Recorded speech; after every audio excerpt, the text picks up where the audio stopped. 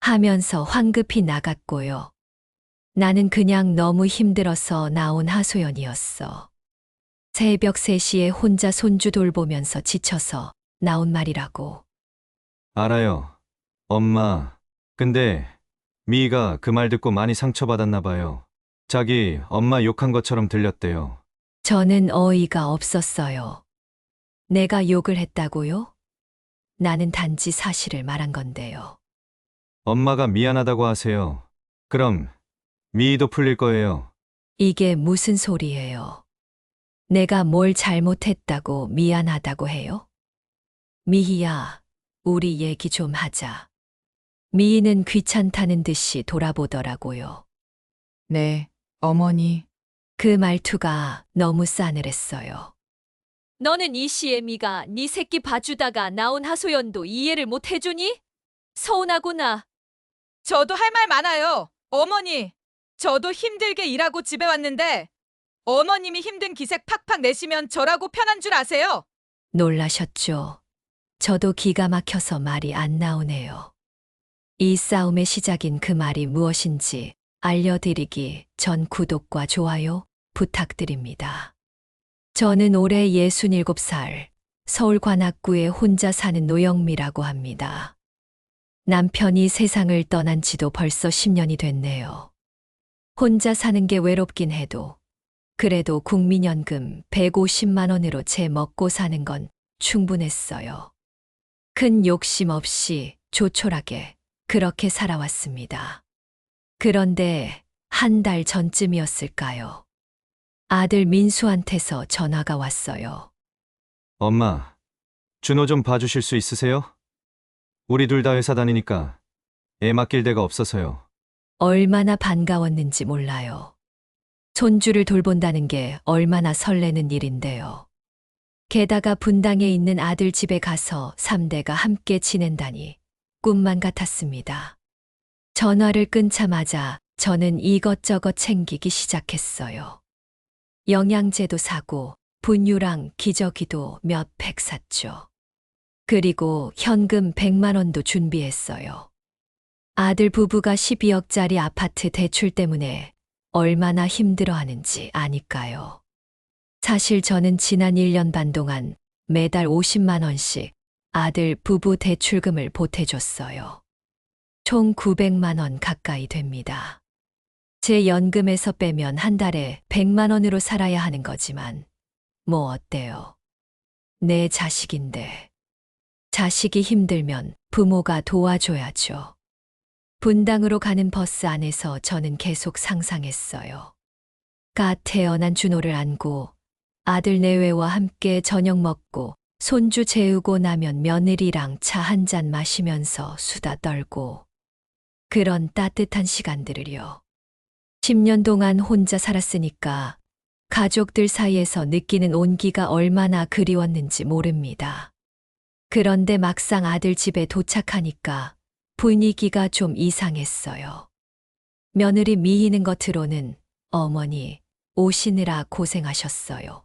라고 공손하게 인사하더라고요. 그런데 뭔가 차갑다고 해야 하나. 눈빛이 환영하는 느낌은 아니었어요. 제가 너무 예민한 건가 싶어서 그냥 넘어갔습니다. 어머니, 짐은 저기 거실에 두세요. 제가 방 정리를 못해서요. 미희가 말했어요. 그럼 제가 어디서 자야 하는 건지 물어보려다가 그냥 참았습니다. 아직 첫날이니까요. 며느리도 바쁠 거 아니에요. 그날 밤 저는 거실 바닥에서 잤어요. 물론 얇은 매트리스는 깔려 있었죠. 준호가 거실에서 자니까 저도 같이 자야 한다는 거예요. 괜찮아요. 손주랑 같이 자는 건데 뭐. 그런데 밤새 준호가 울 때마다 제가 일어나서 달래고 기저귀 갈고 분유 타 먹이고 그랬어요. 며느리는 방문 꽝 닫고 나오지도 않더라고요. 다음 날 아침 저는 일찍 일어나서 아침 준비를 했어요. 아들 내외가 출근해야 하니까요. 된장찌개 끓이고 밥하고 김치 꺼내 놓고 그런데 미희는 나오더니 어머니, 저 아침 안 먹어요. 다이어트 중이거든요. 그러곤 커피만 들고 현관으로 나가버렸어요. 아들 민수도 엄마, 나도 회사에서 먹을게. 하고는 황급히 나갔고요. 준호랑 저 그리고 찌개만 덩그러니 남았어요. 그때부터 본격적인 육아가 시작됐습니다. 분유 타 먹이고 트림시키고 기저귀 갈고 재우고 다시 깨면 또 먹이고 하루 종일 그랬어요. 점심은 아침에 남은 된장찌개에 밥 말아서 후루룩 먹었습니다. 준호가 자는 틈에 급하게요. 저녁에 미희가 퇴근하면 좀 나을 줄 알았어요. 그런데 미희는 집에 오자마자 방으로 들어가더니 컴퓨터만 만지작거리는 거예요. 어머니, 제가 오늘 회사에서 너무 피곤해서요. 좀 쉬어야 할 것 같아요. 라고 말하면서요. 아들 민수는 야근한다고 밤늦게 들어왔고요. 그렇게 며칠이 지났습니다. 저는 거실 바닥에서 자면서 밤낮 없이 준호를 돌봤어요. 끼니도 제대로 못 챙겨 먹고요. 손주는 정말 예쁜데 솔직히 체력이 딸리더라고요. 아기를 키워본 지가 오래돼서 갓난아기를 24시간 돌보는 게 좀 버겁더라고요. 그런데 이상한 건 미희는 저한테 직접적으로 뭘 시키지 않았어요. 어머니, 이것 좀 해주세요. 이런 말은 안 했다고요. 그냥 제가 알아서 하게끔 만들었어요. 준호가 울면 제가 달래는 게 당연하고, 빨래가 쌓이면 제가 돌리는 게 당연하고, 설거지도 제가 하는 게 당연한 분위기를 만들어 놨어요. 참 교묘하죠. 그리고 가을이 깊어지면서 날씨가 쌀쌀해졌어요. 거실 바닥에서 자는데 추운 건 괜찮은데 준호가 기저귀 갈 때마다 딸꾹질을 하는 거예요. 애가 추운가 봐요. 그래서 어느 날 저는 거실 보일러를 켰습니다. 손주가 따뜻하게 있어야 하잖아요. 그런데 미희가 방에서 벌떡 나오더니 이러는 거예요. 어머니, 누가 벌써 보일러를 켜요? 아직 10월인데요. 문 닫으면 되잖아요. 이러다 가습이 폭탄 맞겠어요. 그러면서 보일러를 다 꺼버렸어요. 저는 그 순간 뭐라고 말을 못했어요. 가습이 절약한다는 명분이 있으니까요.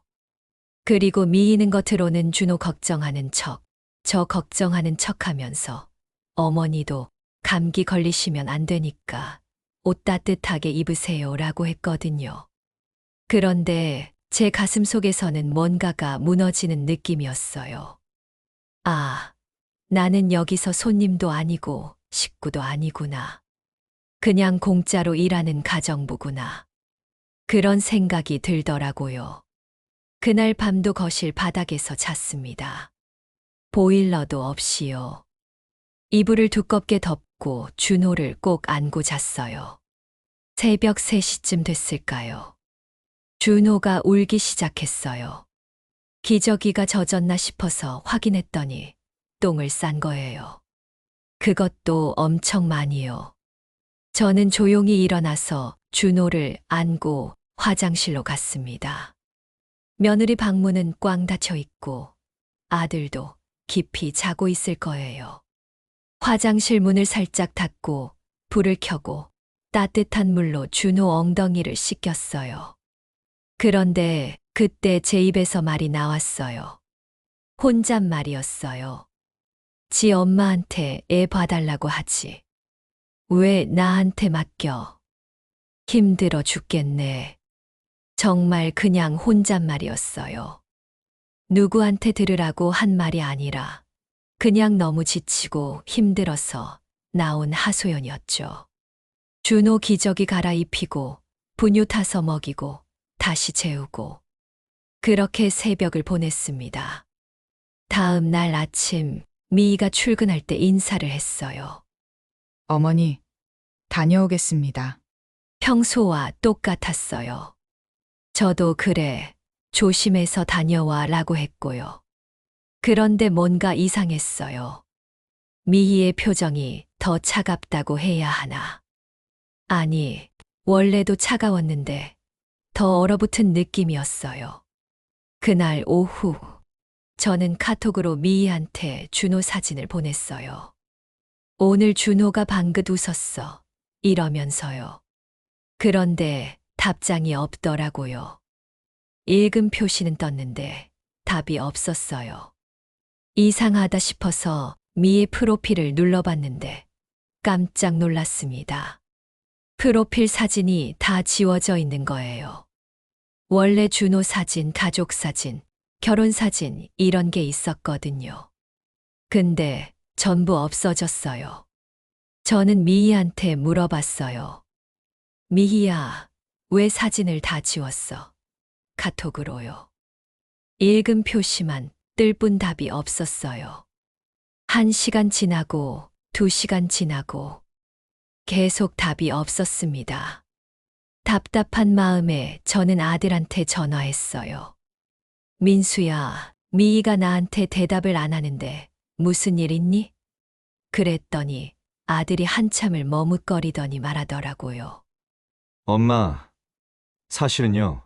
미희가 어제 새벽에 엄마 목소리 들었대요. 화장실에서 준호 씻기면서 한 말이요.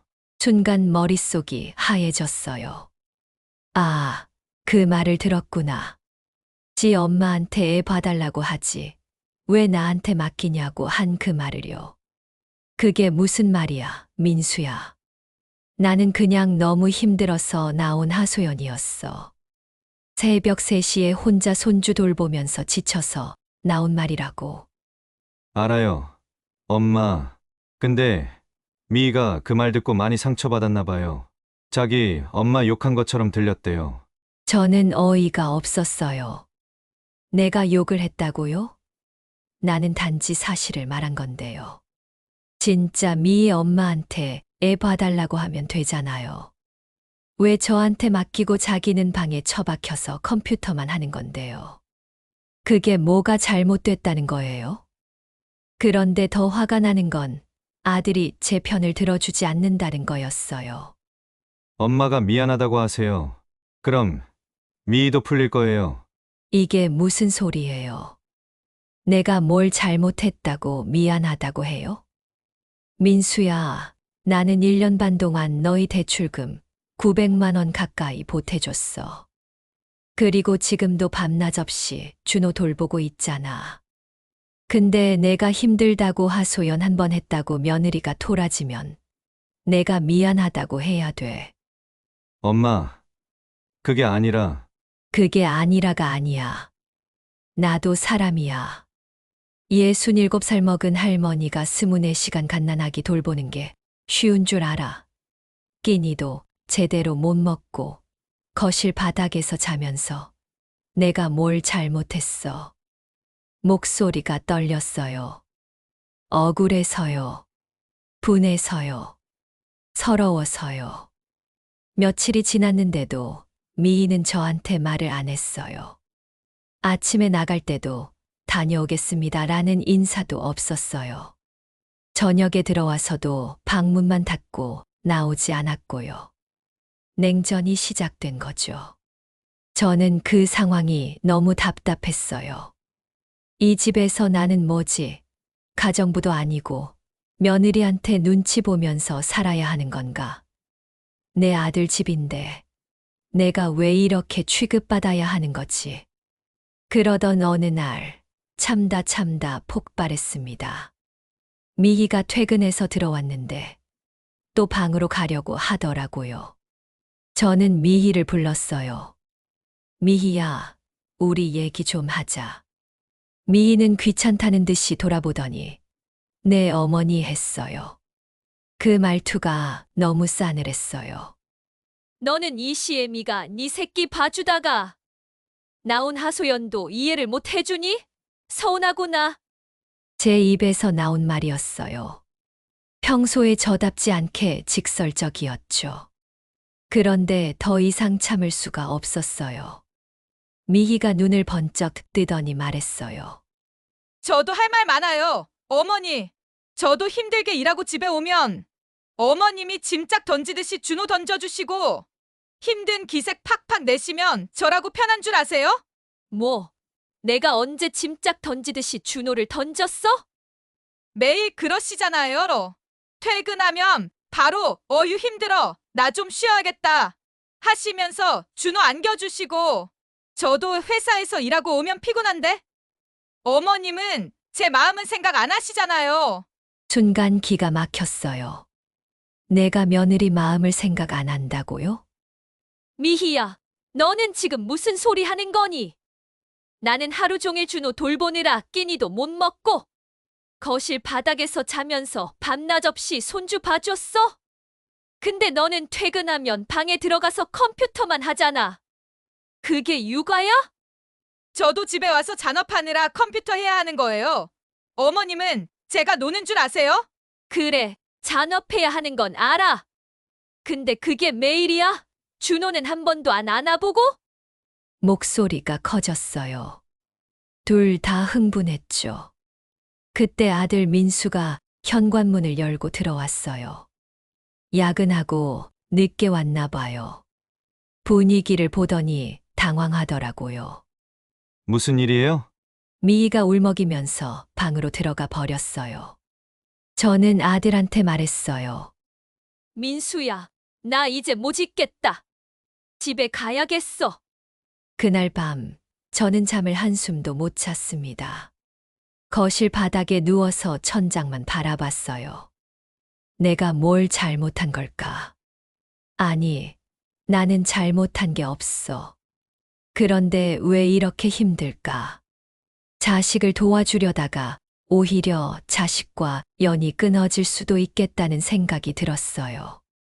다음 날 새벽, 저는 조용히 짐을 쌌어요. 많지 않았어요. 올 때 가져온 가방 하나면 충분했으니까요. 준호는 아직 자고 있었고 아들 부부도 방에서 자고 있었죠. 식탁 위에 쪽지를 한 장 남겼습니다. 집에 급한 일이 생겨 먼저 서울로 간다. 그게 다였어요. 더 이상 무슨 말을 써야 할지 몰랐어요. 사실 급한 일 같은 건 없었어요. 그냥 더 이상 여기 있을 수가 없었던 거죠. 현관문을 조용히 열고 나왔어요. 엘리베이터를 타고 내려가면서 눈물이 났어요. 준호 얼굴이 자꾸 떠올랐거든요. 그 작은 손, 방긋, 웃던 얼굴. 할머니가 이렇게 가버리면 준호는 누가 돌보지? 며느리가 제대로 돌볼까? 하지만 저는 택시를 탔어요. 분당 버스터미널로 가주세요. 택시 기사님이 손님, 어디 아프세요? 얼굴이 안 좋으신데 라고 물으셨어요. 아니에요, 괜찮아요 라고 했지만 사실 괜찮지 않았어요. 가슴이 미어지는 것 같았어요. 버스터미널로 가는 길, 저는 계속 생각했어요. 나는 뭘 잘못한 걸까? 손주를 돌봐주는 게 잘못인가? 힘들다고 하소연하는 게 잘못인가? 아니면 내가 너무 많이 베풀어서 잘못인가? 그리고 깨달았어요. 아, 나는 경계가 없었구나. 자식한테, 며느리한테, 손주한테. 내가 할 수 있는 것과 할 수 없는 것에 대한 선이 없었어요.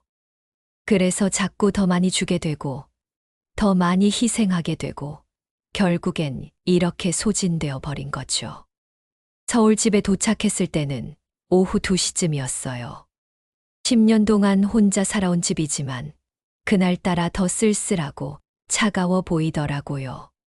짐을 내려놓고 소파에 주저앉았어요.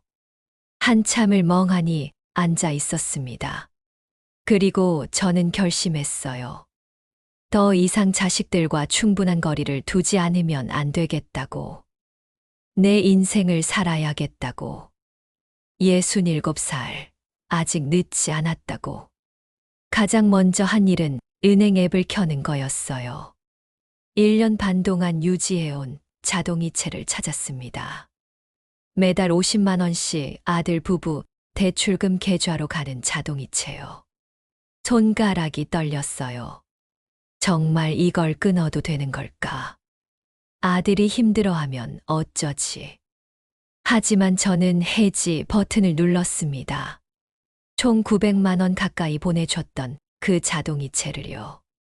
화면에 자동이체가 해지되었습니다라는 문구가 떴을 때 이상하게도 후련했어요. 동시에 무서웠고요. 그날 저녁 아들한테서 전화가 왔어요. 엄마, 이번 달 이체 잊으셨어요? 목소리에는 약간의 당황스러움이 섞여 있었어요. 저는 침착하게 대답했습니다. 아니, 안 잊었어. 이제 안 보내줄 거야. 네. 무슨 말씀이세요? 민수야, 이제 각자의 문제는 각자가 해결하자. 나도 이제 내 생활 할 테니까 너희는 너희 돈으로 알아서 살아. 엄마, 갑자기 왜 그러세요? 뭐 잘못한 거 있으면 말씀하세요. 잘못한 거 없어. 그냥 나도 이제 내 인생 살고 싶어서 그래. 미안하다. 그동안 너무 많이 기댈 수 있게 만들어준 게 내 잘못이야. 앞으로는 각자 살자. 전화를 끊었어요. 아들의 당황스러워하는 목소리가 귓가에 맴돌았지만 저는 단호해야 했어요. 지금 물러서면 또 똑같은 일이 반복될 테니까요. 며칠 후, 이번엔 며느리 미희한테서 전화가 왔어요. 깜짝 놀랐어요. 분당에서 나온 이후로 미희한테서 연락이 온 건 처음이거든요. 어머니, 안녕하세요. 목소리가 평소보다 조금 부드러웠어요. 뭔가 구미가 의심스러웠죠. 그래, 무슨 일이니? 준호가 할머니 보고 싶어 해요. 할머니 사진 보여주면 웃어요. 준호가 보고 싶어 한다는 말에 가슴이 철렁 내려앉았어요. 정말 그럴까요? 갓난아기가 할머니를 알아보고 보고 싶어 할까요? 미희야, 준호는 아직 어려서 할머니를 기억 못 할 거야. 그래서 전화한 거 아니지. 너는 애 봐달라고 전화한 거니? 아니면 돈 독촉하러 전화한 거니? 침묵이 흘렀어요. 긴 침묵이었죠. 제 말이 너무 직설적이었나 싶었지만 사실을 말한 것뿐이에요. 어머니, 저희가 정말 힘들어요. 대출 이자만 한 달에 몇백씩 나가는데 어머님이 갑자기 안 도와주시니까. 미희야, 나는 너희를 안 도와주는 게 아니야. 이제 못 도와주는 거야. 나도 국민연금 150만 원으로 살아야 하는 사람이야. 그 중에 50만 원을 너희한테 보내주면 나는 100만 원으로 살아야 해. 그게 1년 반 동안 계속됐어. 하지만 어머님은 혼자 사시잖아요. 저희는 아기도 있고. 그 말을 듣는 순간 화가 치밀었어요. 그래, 나는 혼자 산다. 그래서 돈이 덜 드는 줄 알아? 나도 가끔 맛있는 거 먹고 싶고, 친구들 만나서 차 마시고 싶고, 영화도 보고 싶어. 근데 너희 대출금 보태주느라 다 참고 살았어. 그리고 분당 갔을 때 나한테 어떻게 했어?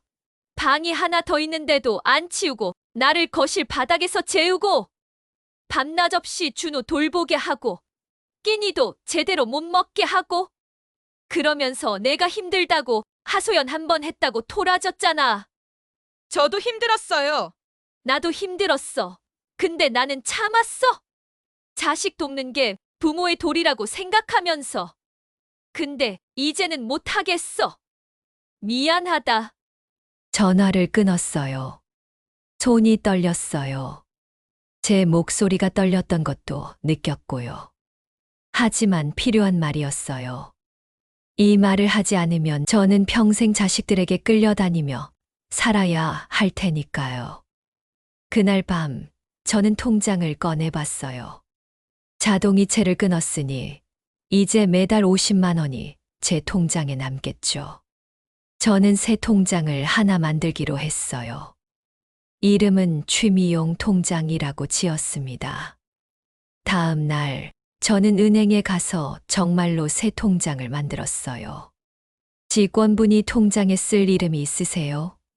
하고 물었을 때 저는 망설임 없이 대답했습니다. 취미용 통장이요.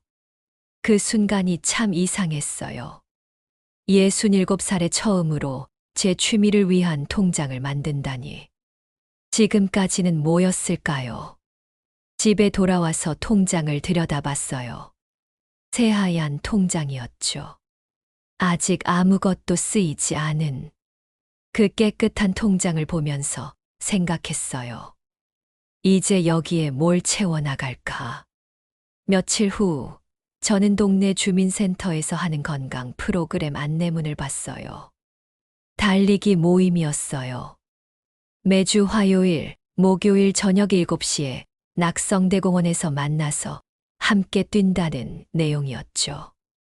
예전 같았으면, 에이, 나이 먹은 사람이 무슨 달리기야 했을 텐데, 이번에는 신청했어요.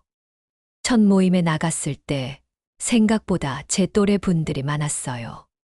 다들 운동복 차림으로 스트레칭을 하고 계시더라고요. 저도 어색하게 끼어서 준비 운동을 했습니다. 처음 오셨어요? 저는 김순희예요. 올해 65이에요. 옆에서 환하게 웃으시는 분이 말을 걸었어요. 저도 웃으며 대답했죠. 네, 저는 노영미예요. 67이고요. 어머, 저보다 언니시네요. 앞으로 잘 부탁드려요. 그렇게 달리기 모임이 시작됐어요. 처음에는 숨이 차고 힘들었어요. 10분도 못 뛰고 헉헉거렸죠. 근데 순희 씨가 제 속도에 맞춰서 천천히 걸어주시더라고요. 괜찮아요, 언니. 처음엔 다 그래요. 천천히 하면 돼요. 집으로 돌아오는 길, 온몸이 땀으로 범벅이었지만 기분이 좋았어요. 숨은 차지만 머리는 맑았고 가슴은 뻥 뚫린 것 같았어요. 아, 이게 내 시간을 갖는 거구나. 내 몸을 위해 뭔가를 하는 거구나. 그 주말, 저는 백화점에 갔어요. 원래 이체하려던 50만 원이 통장에 그대로 있었거든요. 백화점 스포츠 매장에 가서 경량 패딩을 하나 샀습니다. 연한 보라색이었어요. 입어보니 딱 맞더라고요. 거울 속에 제 모습이 낯설었어요. 제 옷을 사본 게 언제였을까요? 계산대에서 카드를 내밀면서 죄책감이 들었어요. 50만 원이면 아들 부부 대출금 한 달치인데 이걸 내가 써도 되나? 하지만 저는 고개를 저었어요. 아니야, 나도 내 돈 쓸 권리가 있어. 집에 돌아와서 새 패딩을 옷장에 걸었어요. 그리고 낡은 옷들을 하나씩 꺼내봤어요. 10년 전에 산 것, 15년 전에 산 것. 다 색이 바래고 해진 옷들이었어요. 저는 그날 큰 쓰레기 봉투 2개를 채웠습니다. 이제는 안 입을 옷들로요. 일주일쯤 지났을까요? 아들이 아기 준호를 데리고 집에 찾아왔어요. 며느리 미희는 친정에 갔다고 했어요. 아들은 어색한 표정으로 현관에 서 있었고 제 품에는 준호가 안겨 있었죠. 엄마, 들어가도 돼요? 그래, 들어와. 준호를 안았을 때 가슴이 뭉클했어요. 그래도 제 손주인데 얼마나 보고 싶었는지. 근데 동시에 경계심도 생기더라고요. 다시 예전처럼 되는 건 아닐까. 아들은 거실 소파에 앉더니 한참을 말을 못하고 있었어요. 저는 먼저 물었습니다. 무슨 할 말 있니? 엄마, 죄송해요. 뭐가? 저는 갈등이 싫어서 모든 갈등을 엄마랑 미희한테 떠넘겼어요. 중간에서 중재해야 하는데 그냥 회피했어요. 야근한다고 도망 다니고. 처음으로 아들이 자기 잘못을 인정하는 거였어요. 저는 준호를 품에 안은 채 조용히 물었어요. 그래, 이제 알았니? 네. 늦었지만 알았어요. 엄마한테 너무 기댔어요.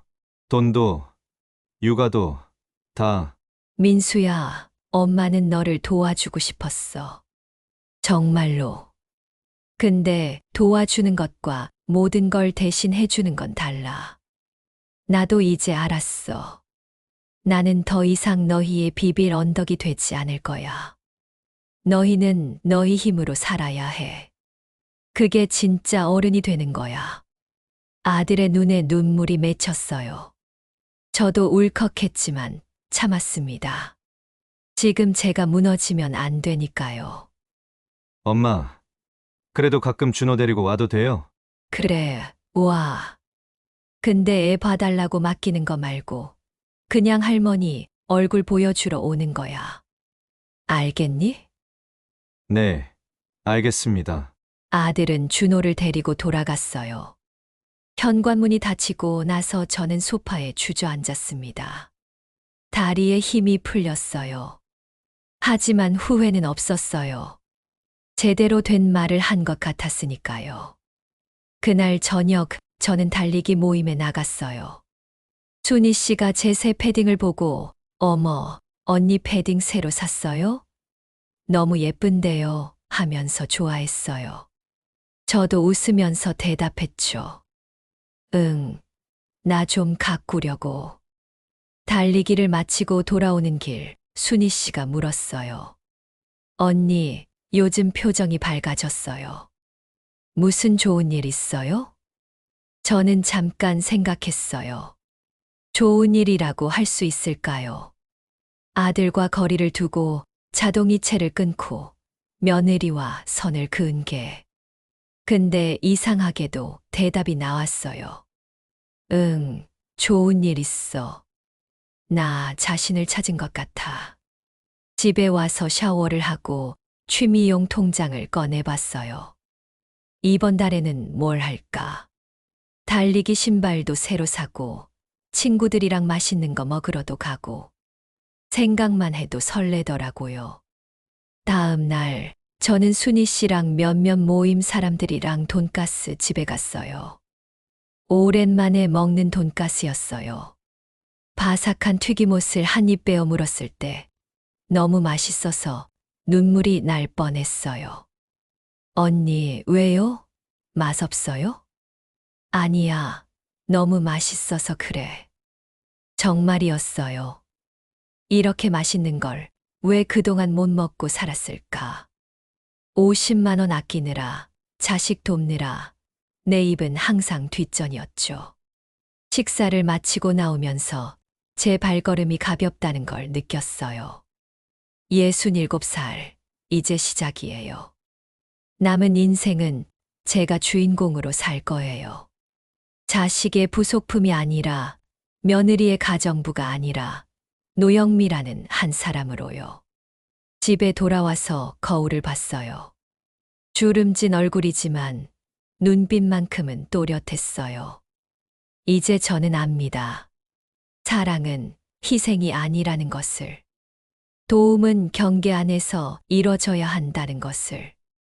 그리고 가장 중요한 건 나 자신을 사랑하는 것이라는 걸요. 오늘을 마지막으로 제 취미용 통장은 0원이 되었어요. 다음 달이면 50만 원이 되겠죠. 그 돈으로 뭘 할지 생각하는 게 즐거워요.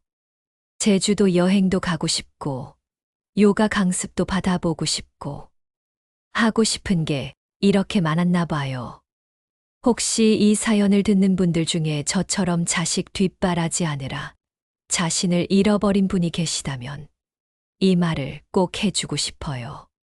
우리도 우리 인생의 주인공이라고.